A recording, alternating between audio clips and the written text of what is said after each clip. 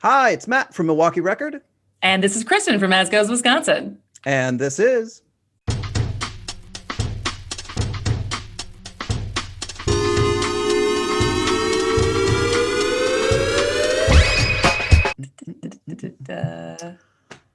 Welcome back. It's nice to see you again, Kristin. Hello, hello, hello. How are you doing?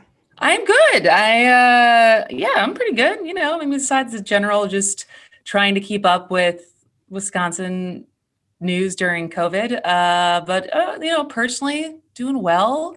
Got my first vaccine shot, so that's exciting. Congratulations. Very nice, very nice, very nice. As did I. Oh, yes. Very nice, very nice, very nice. Thank you, thank you. Last week was one of those deals where they had some left over at the end of the day. I got a text from a friend of a friend of a friend. It was like, drop everything you're doing, run down to this place.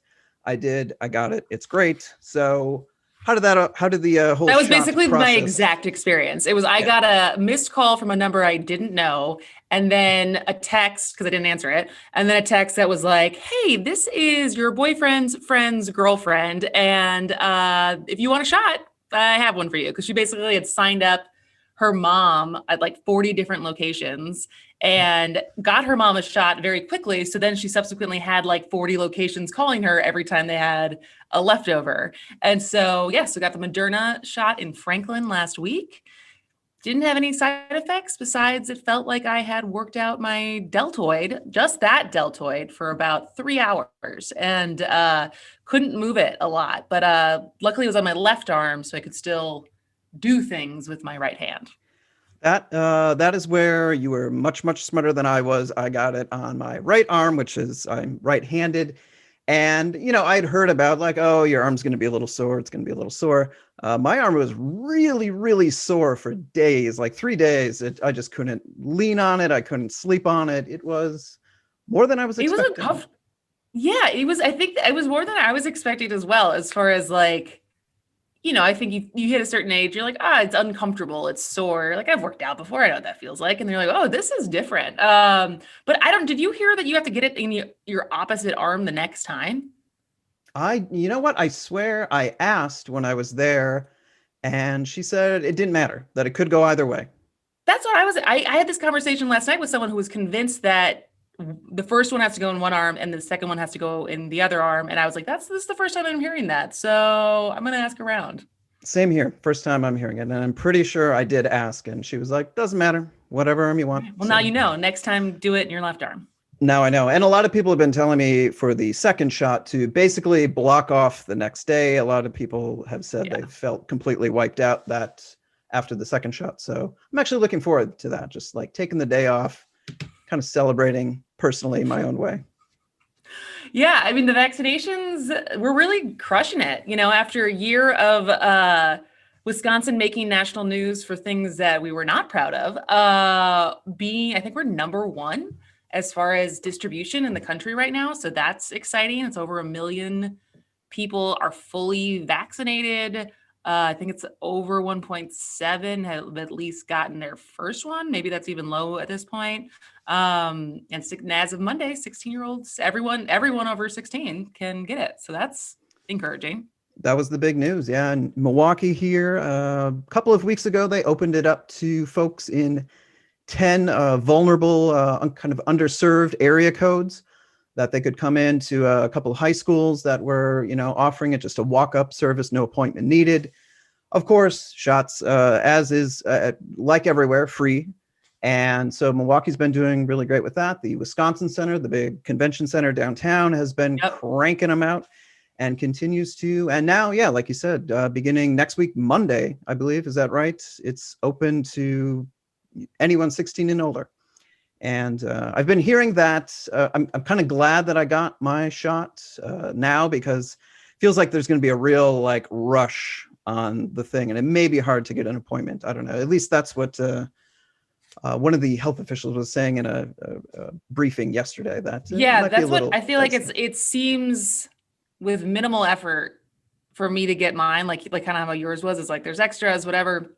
It seems like there's still some areas where it's harder, but I think the Wisconsin Center, which you just mentioned, I think as of Monday, like anyone in Wisconsin They can do up to like 3,000 shots a day. And as long as you are a Wisconsin resident, obviously if you have to drive to get there. So if, the people in Ashland don't necessarily want to come do that, but people who are having trouble in Madison, like can quickly 90 minutes, come get their shot here. So that's encouraging. But I feel like the hard part is then, I don't know if you feel like this. I feel like they were getting very mixed messages.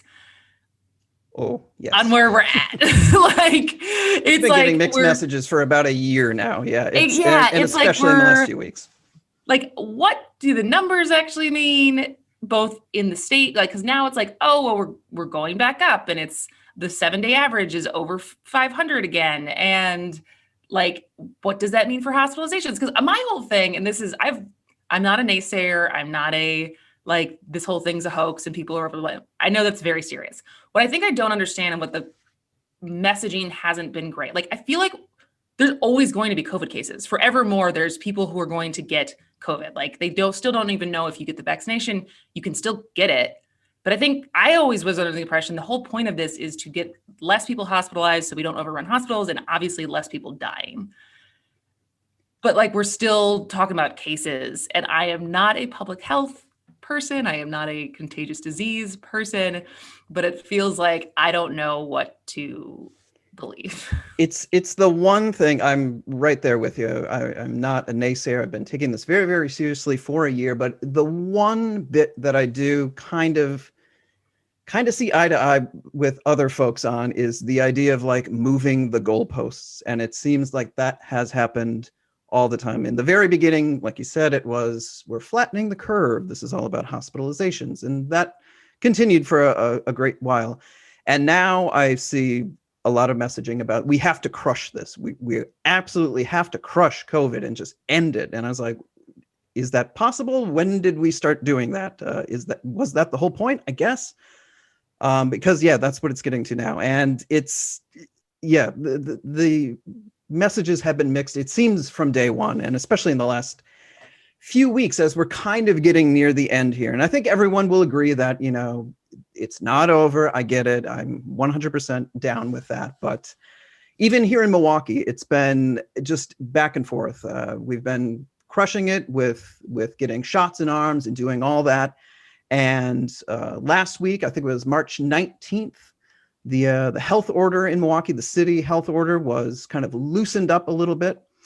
And then 5 days later, the health commissioner was talking about possibly rolling those restrictions or reinstating those restrictions. 5 days later, that was being brought up, which just drove me bananas. And I felt crazy because I was like, am I the only one that's seeing this? Like, the health order was kind of rolled back on March 19th, and it allowed for a few things. It allowed for places, bars and restaurants without COVID safety plans to bump their capacity up to 50%. It used to be 25%. It allowed dance floors to exist again, I guess. And a couple other things. Yes, have to wear a mask. Look nerdy getting down with your mask on. All that stuff. Oh, and it allowed for folks to actually move around a bar or restaurant when they're not eating or not being served. They could actually get up and mingle and do all those things. And then 5 days later, the Milwaukee Health Commissioner was talking about, hey, things aren't looking good. We may have to reinstate some of these things. And that just drove me bananas. And that was last week. And now just a couple days ago, she spoke about it again. There was a media briefing, and I have some quotes here from what she said. This is the Milwaukee Health Commissioner. Her name is Kristin Johnston. Just a couple days ago, she said the COVID-19 case numbers are headed in the wrong direction. This is a troubling development with significant consequences. As our case numbers continue to increase, we'll see more people facing serious medical consequences and, sadly, more COVID deaths in Milwaukee. Our public health orders and the restrictions that are in place are determined by our gating criteria. An important number that we continue to watch is the rate of COVID-19 cases in the city. Unless there are changes, the health department will be issuing a new order in the coming weeks, reimposing restrictions that were eased just a week and a half ago. This has implications for entertainment, restaurants, museums, and bars. And like I said, I just went kind of bananas in my head when I heard that. I was like, this a week and a half ago, apparently it was fine. And now suddenly I understand things change. I get that, but it just seemed, I don't know if irresponsible is the word, but why were these things lifted at this kind of crucial time? Why not just stick with it? And if these would be reinstated, unless I'm forgetting something really obvious, would this be the first time like a health order was like kind of rolled back throughout this entire thing? I don't remember a time when that happened before. Unless I'm, like I said, unless I'm missing something like completely obvious where there was at the height of the whole thing. Like it's been rolled back, and then, I mean, I guess there was Saber at Home, and then like just happened today, there was the Wisconsin Supreme Court decided that no, there's no Saber at Home, just like they decided today that there is no more mask mandate. Which was a big whiplash from yesterday, feeling like, hey, we're doing so well with vaccinations, and like, oh no, we're back to overriding public health measures, which again, they say is the whole thing's about the legality of Evers' reach, right? Mm-hmm. But I think it's going to be interpreted as masks don't work. Sure, that has been the party line, party being the GOP. The entire time that this was about the governor overstepping his bounds. He did not, should not have the ability to continually declare a public health crisis every 60 days. He now needs the approval of the legislature. So I'm sure they're going to get right on that and work something out together and, get it back in the thing. I'm sure that happened. But actually, talking about the health commissioner, so I feel like there was obviously we're releasing it because she's new, right? Like she took the place of, who was the old health commissioner? The woman before her, and her name was Dr. Jeanette Kowalik, and she had been there for, I think, since about 2018. She left last fall at some point, kind of in the middle of the whole thing. She took a new job in Washington, D.C., I believe. And her departure was kind of controversial. And yes, now we have a new health commissioner. I think there was an interim one in between, but our new one's, her name is, Kristin Johnston. But I don't want to spread rumors because I obviously have only read some headlines, but it seems like she's cleaning house, which I think is interesting as far as, I think she almost immediately fired 2 women, one of whom was responsible for getting racism labeled a public health issue last year. And then the second person in charge is now Claire Evers, no idea if she's related to the governor, but is under investigation.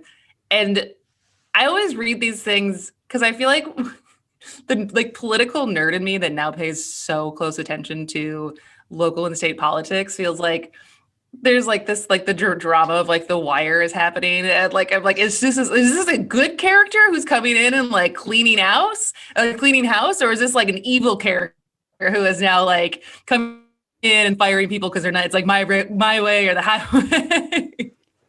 I always used to just imagine these kind of controversies just playing out on a big scale, like a presidential scale. So I'm with you again. As I've paid more and more attention to local things and quote unquote small elections and things like that, even though there are no small elections, of course, it is kind of funny to me that all these controversies still erupt at a very, very local level. Right now, next week we have an election where we'll be electing the state superintendent.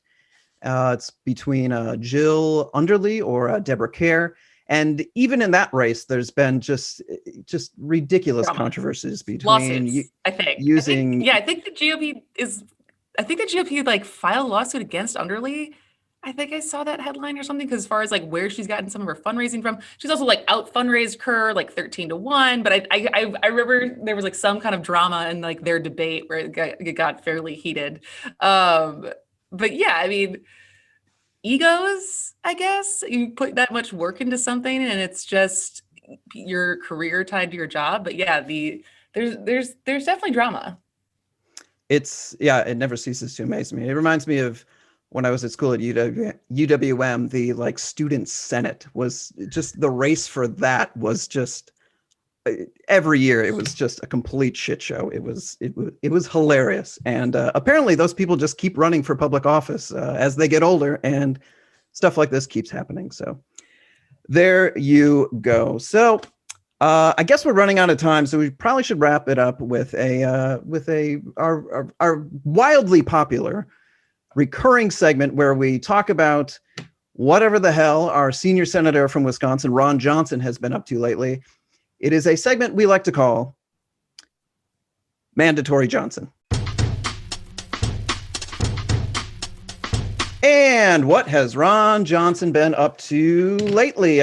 He recently went on the little Senate Republican kind of his little tour down to the border to infiltrate the Bohemian Grove or whatever they're up to down there.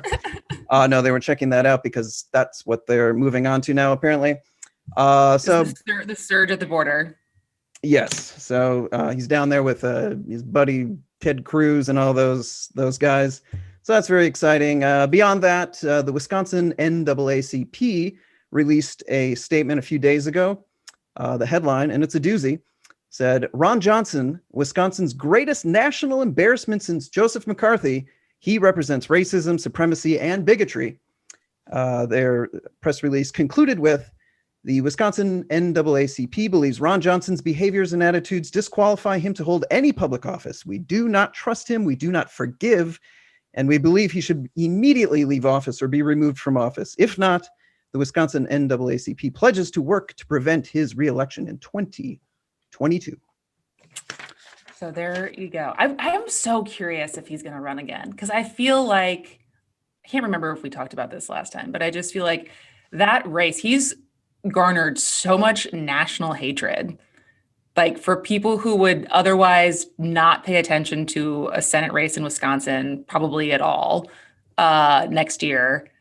If he runs, like, it's gonna be like one of the biggest Senate races in the country, because people just they'll have no idea whomever we end up getting as far as the Democratic nominee, but like everyone's it's gonna be like anyone for this guy, for anyone who actually follows Senate politics. So that he better hope that his bet that he's making is doubling down on the wild turnout that Trump gets in Wisconsin, that he has that same charm. He is a very charming guy. Yes, he certainly made a name for himself in recent months. I mean, at some point, I don't even know if people knew his name. I think Nancy Pelosi even called him like Don Johnson at some point. Like, I think she did that on purpose, though. Don't you? Oh, did she? Oh, I thought that was. I mean, if she didn't, I don't know if that's better or worse if she didn't. But I'm pretty sure that was like a dig. But yeah, I mean, who really thought about him prior to him just saying outlandish thing after outlandish thing? But I'm sure by the time we meet next, he will have done another thing that we can talk about for Mandatory Johnson. Okay, Kristin, thank you so much for chatting again. It's nice to see you again. And yeah, best of luck with the whole shot thing. Shot number 2 coming up for you. Yep. As with you, hopefully you will remember left arm. And maybe that means that we can actually do this in person once we're both vaccinated. What? Whoa, what? This is crazy. This is crazy talk. Fingers crossed. Yes. Within a month or so, we could actually, be in the same physical space. What a concept. So what a concept. That is exciting. All right. Talk to you later. Bye.